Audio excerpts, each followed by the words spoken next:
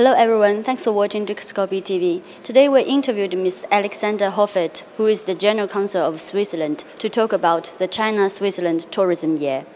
Yeah, the idea of this press conference was to mark the Sino-Swiss or the Switzerland-China Year of Tourism 2017. I think that's the first time we are talking about this in China. And of course we thought it was a good idea to bring these two dogs and their masters here because they sort of epitomize or incorporate some Swiss values, some Swiss characteristics. They relate, of course, to our landscapes, to mountains, but also to some, I would say, Swiss features in their character when you go to the whole story of what the St. Bernardine dogs were doing, good-natured, helpful, and so on. So through this image or through their presence, their live presence, we hope to bring some of this spirit here to Shanghai.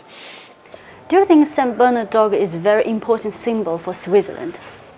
I think it's quite important. It's maybe not as a universal symbol for Switzerland as the panda, the giant panda is for China, but it, as I said before, it actually stands for, on the one hand, our heritage, our history as a mountain country, because these dogs live mostly in the mountains.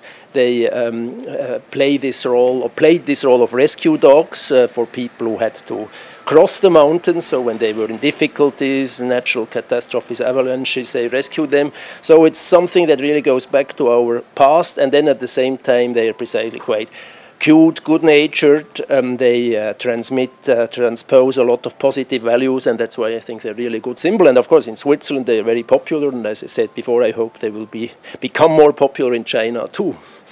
On the one hand, I think we are really focusing on winter sports and on the role that Switzerland can play with a view to the 2022 Olympic Games in Beijing, because there, of course, we have a long experience as we are a skiing, mountain and winter sports nation. So there are lots of contacts going on there, basically directly between those involved in preparing, organizing these games and Swiss experts and Swiss winter sport resorts. Then I mentioned before there will be just in Shanghai and Hangzhou in the coming weeks, there will be a folkloric group of musicians with alp horns playing for free outdoors.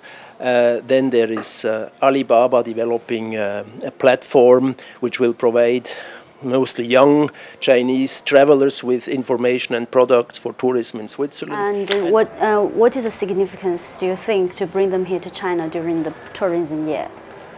Yeah, I think the idea, and it seems it has worked so far, is that these dogs, they sort of provide a possibility for direct interaction, for example, with children, with families.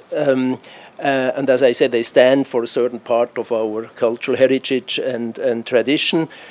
So they bring all this with them because they're live beings. And now they will walk around in different parts of Shanghai. There will be photo opportunities and possibilities for direct contact with the population. And I think that's just, they're sort of ambassadors for some sort of Swissness. I think these 2 days will be a very good occasion to do that. Do you think what we can do to deepen the cooperation between China and Switzerland in the tourism part?